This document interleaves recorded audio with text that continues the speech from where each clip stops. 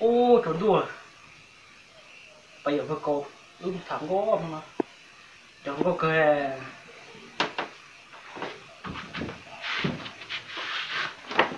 Ờ.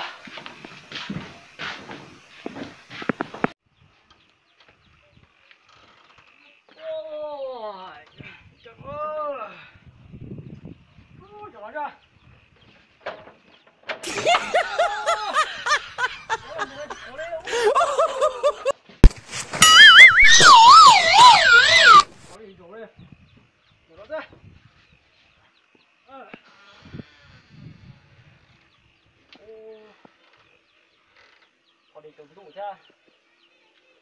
Ôi vừa có một thằng cô. Ô, kẹp phải ba phân nhiều cơ.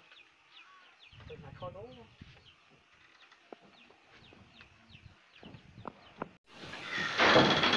Ô, thằng nào chỉ sợ đây, tôi làm lúc đây. Chủ em một thằng cô. Không. Chờ nó một thằng cô, tôi là một thằng cô. Ô thằng cô. Càng cứ này nha. Ô, không cần chờ. Có thằng cô hãy cơ một thả. Nó thế mà, chờ. Nó một thả. Lên đó mà. Cho đi. Ô. Gì sao đây à? Cho thằng này. Cho con thả. Không.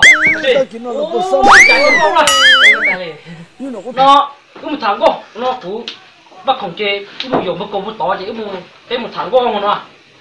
Gần cái gì chế một thả tương hết. Ô một tơ muốn à, rồi cũng chế một tơ muốn à. Dòng Nên đấy bao. đó Không mua chế muốn à. chế nó đi chốt vậy đó. Nên đây. Vậy Không đâu. cũng vậy. Ô nãy sao đó mà mua đây. Ô chốt. Ô chốt này. Cho này nó ăn cơ này hả? Ô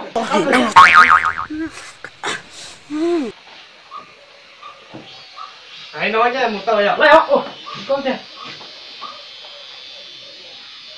Bay, tao tao mất cô đi bay. Ô bao nó nó theo. Không Bay, nó. bay. Ít ra thì lấy. Chỉ thằng nào theo á. Đi ra nhá. Bay.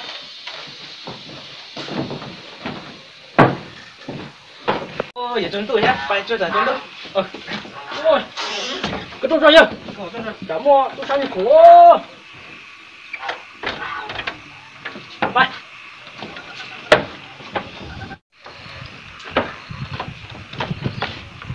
Ô thông. Bay chẳng trông đủ hay không?